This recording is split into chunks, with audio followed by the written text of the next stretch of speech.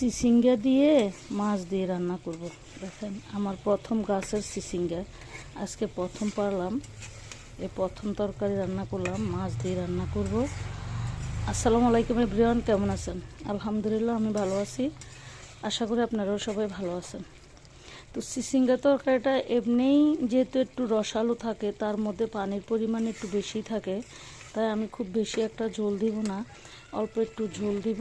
অল্প একটু ঝোল দিয়ে সেটাকে আমি দিয়ে দিব, মাছগুলি দিয়ে দিব, যেহেতু একটু ঝোল রাখতে হবে, নয়তো মাছের মাথাগুলি সিদ্ধ হবে না। তো আমি মাথাগুলি দিয়ে দিলাম। দেখেন নিজের গাছের তরকারি রান্না করা খাওয়া মজাটাই আলাদা।